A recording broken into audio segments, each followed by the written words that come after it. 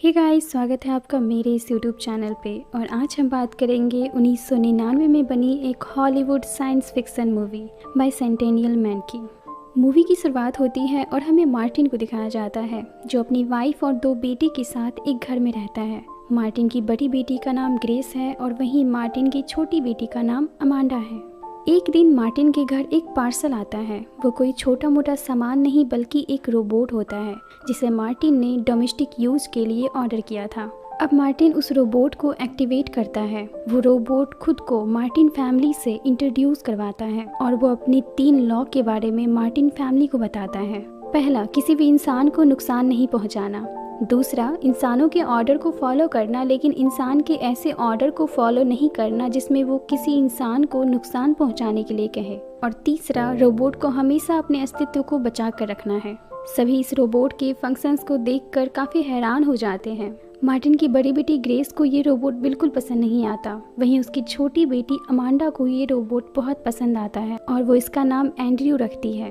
अब Martin basement में Andrew को एक रूम रहने के लिए देता है और मार्टिन सोने के लिए चले जाता है। वहीं एंड्रयू खुद को चार्ज में लगा लेता है। दूसरे दिन एंड्रयू घर के कामों में लग जाता है। वो बेसमेंट की सफाई कर रहा होता है, तभी उसे एक जाल में मकड़ी दिखाई देती है। चूंकि एंड्रयू में बहुत सारे बेसिक ह्यूमन फंक्शंस को ऐड किया गया है, इसलिए एंड्रयू उस मकड़ी को उठाकर दूसरी जगह रख देता है जिससे कि उसे कोई हार्म ना हो। सफाई के दौरान एंड्रयू को बेसमेंट में एक ग्रामोफोन मिलता है जिसमें वो काफी इंटरेस्ट दिखाता है।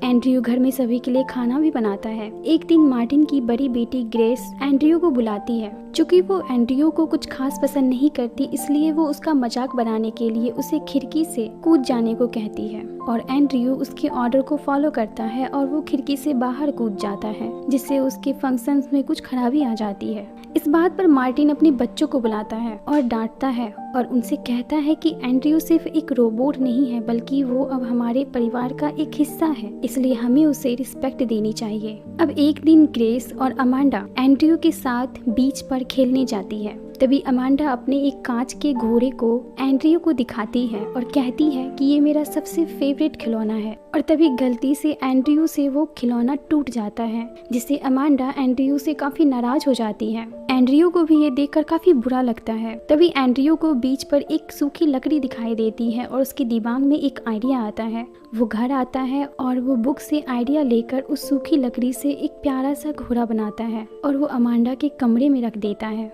अमांडा उसे देखकर बहुत खुश होती है। इसके बाद एंड्रयू और अमांडा की दोस्ती गहरी हो जाती है। अगली सुबह मार्टिन एंड्रयू के बनाए गए घोड़े को देखता है तो काफी आश्चर्यचकित हो जाता है कि एक रोबोट इतनी अच्छी कलाकारी कैसे कर सकता है। अब रात में घर में सब सो रहे होते हैं, तभी मार्टिन को गाने की आवाज आती है और वो जाकर देखता है तो बेसमेंट में एंड्रयू ग्रामोफोन से गाना सुन रहा होता है। ये देखकर तो मार्टिन बहुत ज्यादा सरप्राइज्ड हो जाता है। अगली सुबह मार्टिन एंड्रयू को लेकर उसी रोबोटिक कंपनी जाता है जहाँ से उसने एंड्रयू को खरीदा था। वो वहाँ के सीईओ से सारी बातें कहता है जो उसने एंड्रयू में देखा था। सीईओ मार्टिन से कहता है ये सारे प्रोग्राम पहले से ही इस रोबोट में डाला गया है, अगर आप इस प्रोग्राम को हटाना चाहते हैं तो हम इसे हटा देंगे। इस पर मार्टिन कहता है नहीं, मुझे इस प्रोग्राम्स को नहीं हटवाना, क्योंकि मार्टिन एंड्रयू के क्रिएटिविटी से काफी इम्प्रेस था और वो एंड्रयू को लेकर वहाँ से चला जाता है। मार्टिन एंड्रयू से कहता है एंड्रयू तुम बहुत यूनिक हो, अब तुम्हें घर के काम के अलावा भी अपनी क्रिएटिविटी और हॉबीज के लिए टाइम निकालना चाहिए, क्योंकि तुम्हारे पास एंडलेस टाइम है और तुम अपने लिए बहुत कुछ कर सकते हो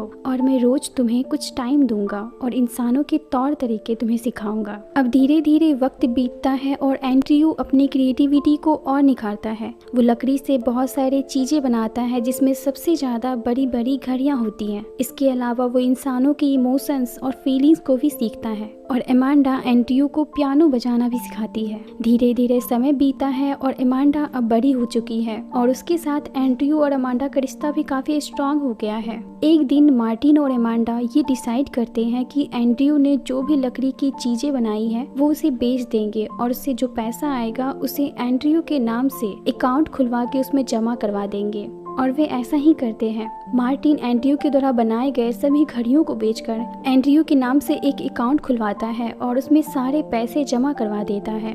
अब एक दिन एंड्रयू मशीन पर काम कर रहा होता है, तभी अमांडा उसके पास आती है और उसे बताती है कि वो शादी करने जा रही है। और ये बात सुनते ही एंड्रयू का ध्यान उसके तरफ जाता है, जिसके कारण एंड्रयू का एक उंगली मशीन में कट जाता है। एमांडा एंड्रयू से एक अच्छा दोस्त बनने के लिए उसे थैंक यू कहती है और उसे कहती है कि वो उसकी शादी में सूट पहन के आए। मार्टिन एंड्रयू को लेकर उसी रोबोटिक्स कंपनी में जाता है जहाँ से उसने एंड्रयू को खरीदा था। मार्टिन उस रोबोटिक्स कंपनी के सीईओ से कहता है कि वो एंड्रयू की उंगली को ठीक कर दे, लेकिन एंड्रयू के प्रोग्राम में कोई बदलाव ना करे, क्योंकि उसने अब तक अपने लाइफ में बहुत कुछ सीखा है, उसने इंसानों के फीलिंग्स को समझा है। तभी एंड्रयू वहाँ के सीईओ से कहता है कि वो अपने फेस को अपग्रेड करवाना चाहता है ताकि वो भी इंसानों के फेस एक्सप्रेशंस को डेवलप कर सके, और अब उसके चेहरे को अपग्रेड कर दिया जाता है। एंड्रयू अपने बदले हुए लुक के साथ एमांडा की शादी में जाता है और एमांडा एंड्रयू के इस लुक को देखकर बहुत खुश होती है। एमांडा की शादी के बाद मार्टिन अकेले बैठा हुआ था, तभी वहाँ पर एंड्रयू आता है। मार्टिन एंड्रयू से कहता है, क्या तुमने शादी को अपने मेमोरी में कैप्चर किया है? इस पर एंड्रयू कहता है कि मैंने हर एक सेकेंड को अपने मेमोरी बैंक में कैप्चर कर लिया है। मार्टिन के कहने पर वो एमांडा की वेडिंग वीडियो उसे दिखाता है,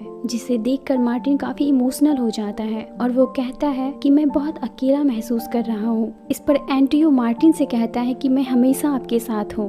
अब वक्त बीता है और 12 साल बाद एमांडा 2 बच्चों की माँ बन चुकी है और हम देखते हैं कि उसका बेटा, जिसका नाम लॉयड है, वो एंड्रयू को बिल्कुल पसंद नहीं करता और एंड्रयू को हमेशा परेशान करता है। बातों ही बातों में एंड्रयू अमांडा से कहता है कि वो यहाँ से जाना चाहता है, उसे आज़ादी चाहिए, वो दुनिया को एक्सप्लोर करना चाहता है। अब एंड्रयू मार्टिन के पास जाता है और उससे कहता है कि वो यहाँ से जाना चाहता है।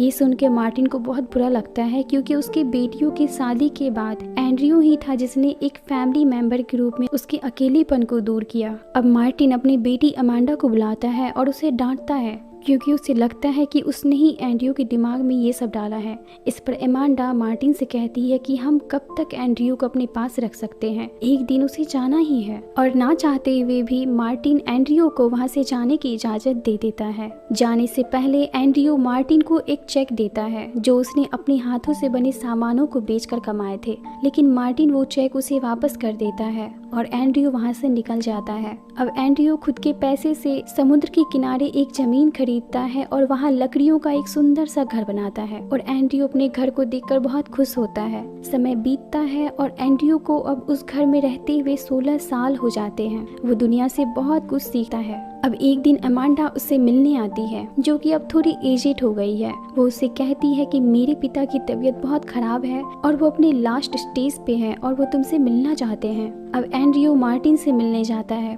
मार्टिन उससे कहता है कि तुमने हम सबका बहुत ख्याल रखा, इसके लिए मैंने तुम्हें कभी थैंक्स नहीं कहा। और मार्टिन हर बात के लिए एंड्रयू को थैंक्स कहता है और अपनी आखिरी सांस लेता है। और अब एंड्रयू इस देश से भी दूर जाना चाहता है। वो बाहरी दुनिया को एक्सप्लोर करना चाहता है, वो देश विदेश घूमना चाहता है, लेकिन उसे इसकी इजाजत नहीं है। इसके लिए वो कोर्ट में केस फाइल करता है और वो केस अमांडा के बेटे लॉयड को दिया जाता है, जो कि एक वकील बन गया है। लॉयड एंड्रयू को बिल्कुल पसंद नहीं करता है। वो हमेशा से चाहता था कि उसकी माँ इस रोबोट से दूर रहे और उसे अब एक अच्छा मौका मिल गया है एंड्रयू को उसकी माँ से दूर भेजने का, और वो एंड्रयू को अप्रूवल दिलवा देता है। दरअसल एंड्रयू का देश विदेश घूमने का बस एक ही मकसद था कि वो अपने जैसा एक रोबोट ढूंढना चाहता था। अब वो बहुत सारे देश घूमता है, लेकिन उसे अपने जैसा रोबोट कहीं नहीं मिलता। लेकिन एक दिन एंड्रयू को एक फीमेल रोबोट दिखती है जो उसी की तरह एक्टिव होती है। ये देखकर एंड्रयू बहुत खुश होता है, लेकिन जब एंड्रयू से बात करता है तो उसे पता चलता है कि उसके अंदर इन सारे फंक्शंस के लिए एक चिप लगाया गया है, जिसके कारण वो ऐसा करती है। इसका मतलब ये था कि उसने अपने एक्सपीरियंस से ये सब नहीं सीखा था जिस तरह एंड्रयू ने सीखा था।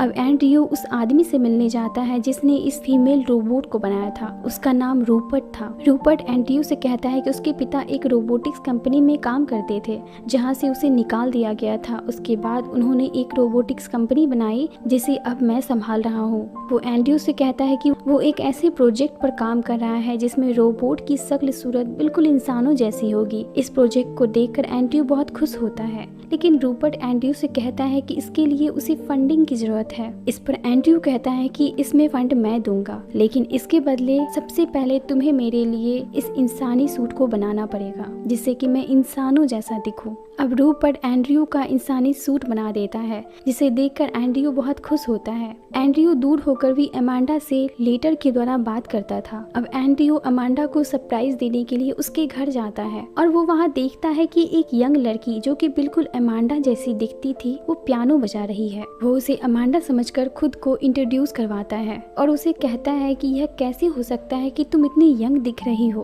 तभी हम देखते हैं कि एंड्रयू के पीछे से अमांडा आती है जो कि अब बूढ़ी हो गई है। अमांडा एंड्रयू को पहचान नहीं पाती। तब एंड्रयू कहता है कि मैं एंड्रयू हूँ और मैंने खुद को अपग्रेड कर लिया है। अमांडा एंड्रयू को पहचान जाती है और उसे देखकर बहुत खुश होती है। वो कहती है कि ये मेरी ग्रैंड डॉटर है। दरअसल वो अमांडा के बेटे लॉयड की बेटी थी और उसका नाम पोर्सिया था। और अब अमांडा एंड्रयू से कहती है तुम मेरे साथ चलो क्योंकि मुझे तुमसे बहुत सारी बातें करनी है। उसके बाद एंड्रयू अपने पुराने घर में वापस आ जाता है। एंड्रयू अब अपने पास एक डॉग भी रखता है। धीरे धीरे एंड्रयू और पोर्शिया की दोस्ती हो जाती है। कुछ दिनों बाद एंड्रयू को पता चलता है कि अमांडा को हार्ट अटैक आया है। वो उसे मिलने के लिए हॉस्पिटल जाता है। अमांडा के हाथ में वही घोड़ा था जिसे एंड्रयू ने सबसे पहले बनाकर उसे दिया था। अमांडा एंड्रयू को उसके फ्रेंडशिप के लिए थैंक यू बोलती है और उसके साथ ही अमांडा की मृत्यु हो जाती है। तभी एंड्रयू देखता है कि पोर्शिया की आंखों से आंसू निकल रहे हैं, लेकिन उसकी आंखों में आंसू नहीं है। मतलब वो अपनी फीलिंग्स को एक्सप्रेस नहीं कर पा रहा है। अब एंड्रयू रूपर्ट के पास जाता है और उसे कहता है कि उसे आर्टिफिशियल ह्यूमन ऑर्गन्स चाहिए। रूपर्ट कहता है ये आसान नहीं है, लेकिन वो इस एक्सपेरिमेंट को करेगा और उसका एक्सपेरिमेंट सफल भी होता है। वो एंड्रयू को सावधान भी करता है कि अगर उसके बॉडी में इस आर्टिफिशियल ऑर्गन्स को डाला जाएगा तो उसे बहुत दर्द होगा, लेकिन एंड्रयू इसके लिए तैयार है। वो उसे कहता है कि जब तुम्हारा ये ऑर्गन्स बनकर तैयार हो जाए तो तुम मुझे बता देना, मैं ये ऑर्गन्स लगवाने आ जाऊंगा। अब वो पोर्सिया से मिलने जाता है। धीरे धीरे ये दोनों एक दूसरे को पसंद करने लगते हैं, लेकिन एक दिन पोर्शिया एंड्रयू से कहती है मैं भले ही तुम्हें पसंद करती हूँ, लेकिन मैं तुमसे शादी नहीं कर सकती क्योंकि तुम एक रोबोट हो। ये सुनकर एंड्रयू को काफी बुरा लगता है। वो बिना देरी के रूपर्ट के पास जाता है जिसने अब आर्टिफिशियल ह्यूमन ऑर्गन्स बना लिया था। एंड्रयू उस सारे बॉडी ऑर्गन्स को अपनी बॉडी में फिट करवा लेता है और अब वो पोर्शिया के पास आता है और उससे कहता है कि मेरी आंखों में जोर से टच करो। जैसे ही पोर्शिया एंड्रयू के आंखों में टच करती है उसे दर्द होता है। एंड्रयू पोर्शिया से कहता है कि उसने अपनी बॉडी में आर्टिफिशियल ह्यूमन ऑर्गन्स लगवाए हैं, मतलब वो अब लगभग एक ह्यूमन बन चुका है। पोर्शिया ये देखकर बहुत खुश होती है, लेकिन उससे कहती है कि उसकी शादी होने वाली है। ये सुनकर एंड्रयू को बहुत बुरा लगता है और वो उदास हो जाता है। वहीं दूसरी तरफ हमें रूपर्ट को दिखाया जाता है जो नोटिस करता है कि उसकी फीमेल रोबोट का बिहेवियर चेंज हो गया है। वो समझ जाता है कि ये सब एंड्रयू ने किया है। वो एंड्रयू के पास जाता है और उसे उस रोबोट का चिप वापस मांगता है। पहले तो एंड्रयू मना कर देता है, लेकिन बाद में वो मान जाता है और वो चिप उसे दे देता है। इसके बाद ये दोनों पोर्शिया के एंगेजमेंट पार्टी में जाते हैं और दूर से एंड्रयू पोर्शिया को देखता है और पोर्शिया भी अपने एंगेजमेंट से खुश नहीं है। वो एंड्रयू को याद कर रही होती है। अब दूसरे दिन एंड्रयू पोर्शिया से मिलने जाता है और उससे कहता है कि वो अब एक कंप्लीट ह्यूमन बन चुका है और वो उससे बहुत प्यार करता है। अब दोनों एक दूसरे के साथ एक अच्छा वक्त बिताते हैं और हम देखते हैं कि एंड्रयू वास्तव में एक ह्यूमन के जैसे बिहेव कर रहा होता है। वो इंसानों के जैसे खाना भी खाता है, लेकिन पोर्शिया एंड्रयू से कहती है कि उसके रिश्ते को लोग नहीं मानेंगे।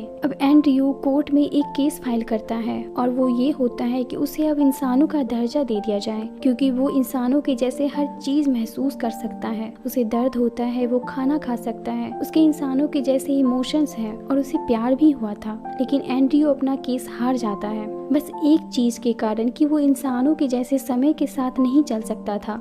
उससे कहा जाता है कि तुम कभी मर नहीं सकते, अगर तुम अमर हो। अगर तुम्हें इंसानों का दर्जा दे दिया गया तो इंसानी दुनिया में असमानता फैल जाएगी। अब कई साल बीत जाते हैं और पोर्शिया समय के साथ बूढ़ी हो जाती है, लेकिन एंड्रयू अभी भी यंग दिखता है। एंड्रयू पोर्शिया से कहता है कि आज ऐसी टेक्नोलॉजी अवेलेबल है जिसके द्वारा तुम भी हमेशा के लिए जिंदा रह सकती हो, लेकिन पोर्शिया उसके लिए मना कर देती है। वो कहती है कि इंसान की लाइफ साइकिल कुछ सालों की ही होती है, जिसमें उसे अपने कुछ ज़रूरी काम पूरे करने होते हैं और उसके बाद उसे मरना पड़ता है और यही इंसान की नियति होती है। और अब ये सुनकर एंड्रयू भी सोचने लगता है उसे भी अब पूरी तरह से इंसान बनना है, मतलब उसे भी इंसानों की तरह अब मरना भी है।